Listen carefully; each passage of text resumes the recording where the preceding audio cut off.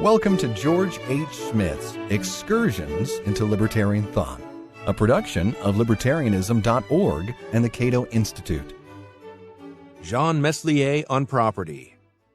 In the penultimate chapter of his testament, the atheist priest Jean Meslier wrote this: "You and your descendants will always be miserable and unhappy, as long as there is such a great and enormous disproportion of states and conditions, as long as you do not possess and enjoy in common the goods of the earth, as long as the good and bad and the pains of life are so badly shared among you, since it is not at all just that some bear all the pains and labor and all the discomforts of life, while others enjoy alone without pain or labor all the goods and comforts of life."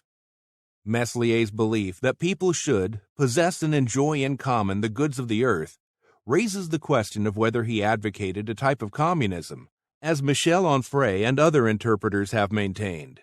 When I wrote the previous chapter, I believed that although there may be some justification for ascribing communistic ideas to Meslier, I think it would be incorrect to identify Meslier's ideas about property as communistic. Now, having reread Meslier's remarks about property, this time with more care, I feel I must revise that conclusion. Meslier's ideas may indeed be described as communistic, but only in the older meaning of the term. That revision raises two issues. First, Meslier's comments about property are fragmentary and, at times, inconsistent. They certainly don't qualify as a theory of property, so it is difficult to reach a definitive conclusion. Second, labeling his comments about property communistic will almost certainly mislead those readers who associate communism with a strong authoritarian state. Although, as I explained previously, Meslier was no anarchist, neither was he a cheerleader for strong, expansive central government. His criticisms of taxes and tax collectors were unrelenting, as were his assaults on the French bureaucracy and other state functionaries who enforced the will of the sovereign. Again and again, Meslier attacked the predatory class of French officials, including the clergy, who lived off the labor of the working class while producing nothing themselves.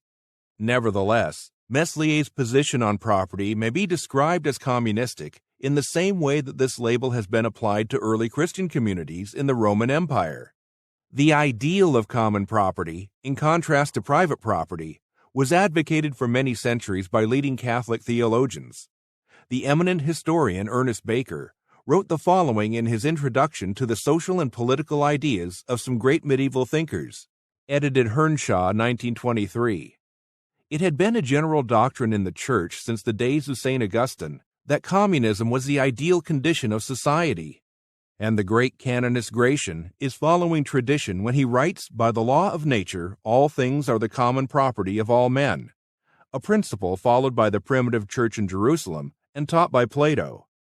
According to Meslier, in all appearances, the Christian religion in the beginning wanted its followers to restore this way of living in common, as if it were the best and most suitable for men." Meslier then quoted one of the two passages in the Acts of the Apostles, 2:44-45 RSV, that were frequently cited by advocates of Christian communism. After the Apostle Peter had baptized around 3,000 people and formed the first Christian community in Jerusalem, all who believed were together and had all things in common, and they sold their possessions and goods and distributed them to all as any had need. A similar passage occurs a little later, in Acts 4:32 and 34-37. "Now the company of those who believed were of one heart and soul, and no one said that any of the things which they possessed was his own, but they had everything in common. There was not a needy person among them, for as many as were possessors of lands or houses sold them, and brought the proceeds of what was sold, and laid it at the apostles' feet, and distribution was made to each as any had need. Thus Joseph, who was surnamed by the apostles Barnabas, sold a field which belonged to him, and brought the money and laid it at the apostles' feet." Meslier believed that this arrangement did not last so long among Christians because greed slipped into their hearts and soon broke up this common union of goods and set division among them as it was before. Nevertheless, the idea of common property survived in monasteries, and this is why monks are always kept in such a thriving condition that they lack nothing and never feel the miseries or discomforts of poverty, which makes most men so unhappy in life. Indeed, if monks ever stopped possessing their goods in common and began sharing them so that each of them enjoyed their share separately as seemed good to them, they would soon be like the others, exposed and reduced to all the miseries and discomforts of life. The monastic practice of holding all goods in common should serve as a model for French society in general. It would certainly be the same with all the parishes if the people there wanted to agree to live peaceably together in common, to all work usefully in common, and to enjoy equally in common each in their district, the goods and the land and the fruits of their labor. They could, if they wanted, in this way of living in common, obtain everywhere an abundance of all goods and thus protect themselves from all the miseries and discomforts of poverty, which would empower them all to live happily and contently, instead of enjoying separately as they do all the goods of the land and commodities of life, and being exposed to and dragged into all kinds of evils and miseries. So, it is clearly an abuse, and a very great abuse in them to possess separately, as they each do, the goods and commodities of life, and to enjoy them separately, since they are deprived of so many great benefits, and are exposed to and dragged into so many great evils and miseries. Although the passages from Acts, quoted above, were frequently cited by later proponents of Christian communism and socialism, it is important to note that they describe a voluntary pooling of resources among the members of a relatively small community. No coercion, and certainly no coercion by a government, was recommended or sanctioned, nor is private property per se attacked in those passages. On the contrary, the reference to Joseph Barnabas says that he sold a field which belonged to him, suggesting that he had legitimate title of that land. A number of church fathers noted the voluntary activities of early Christian communities. For example, Tertullian, circa 155 to 240, observed that all institutions of the Roman government, even its charities, were based on coercion. Among Christians, in contrast, everything is voluntary. The church did not rely on coercive taxation.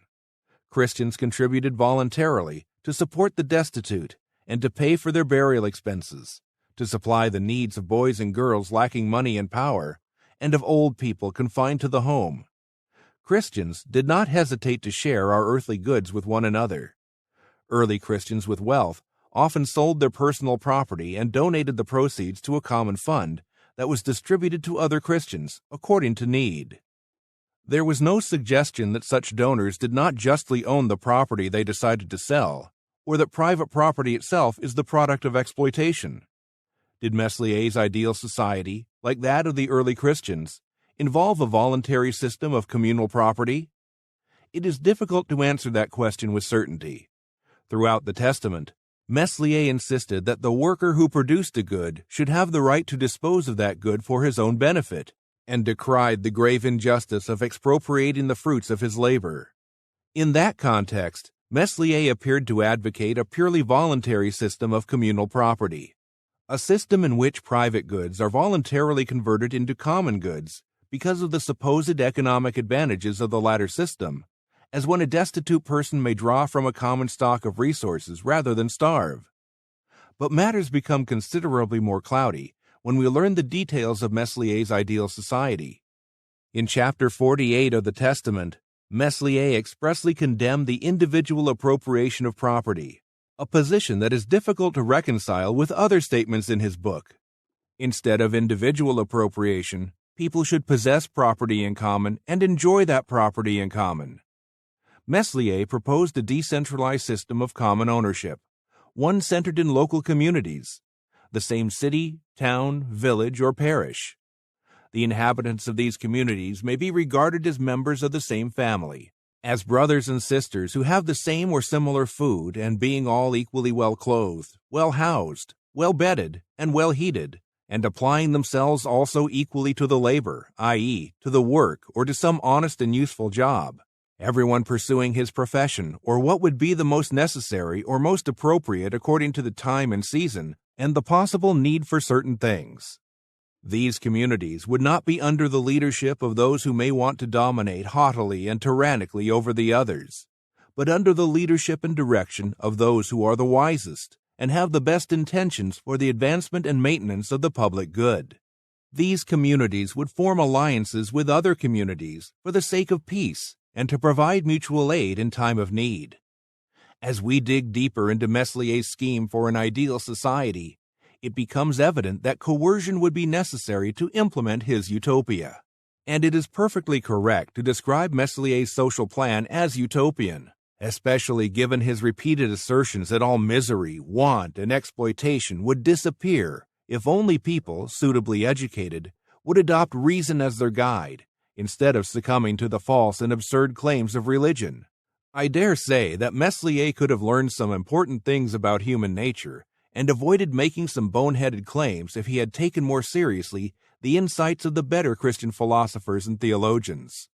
Meslier's call for a communistic utopia was nothing new. Similar ideas are found in the writings of Plato, Thomas More, and others. The main difference between Meslier's utopia and those proposed by earlier writers lies in Meslier's rejection of a centralized authority that plans and directs the activities and institutions of an entire society. Meslier proposed instead a federation of smaller communities, but this was a distinction without a difference so far as the need to coerce unwilling participants is concerned. Consider one of the most disturbing passages in the Testament. Despite his praise of the common property found in monasteries, Meslier detested monks, especially those mendicants who begged for their food and other necessities. Now, we might think that soliciting voluntary contributions would, in principle, be unobjectionable for a philosopher with libertarian proclivities. But monks, according to Meslier, produce nothing of social value, so he would have forbidden this practice and forced monks to do what he deemed honest labor. The profession of priests, and particularly of monks, is nothing but a profession of errors, superstitions, and impostures, and consequently, far from being a profession considered useful and necessary in a good and wise republic. It should, on the contrary, be regarded as harmful and pernicious. And so, instead of rewarding the people of such a profession, we should rather absolutely forbid all the superstitious and abusive functions of their ministry and absolutely force them to do some honest and useful work like others. Something is clearly out of whack in Meslier's version of a free and enlightened society. This has been Excursions into Libertarian Thought, a production of Libertarianism.org and the Cato Institute. To learn more about libertarian philosophy and history, visit www.libertarianism.org.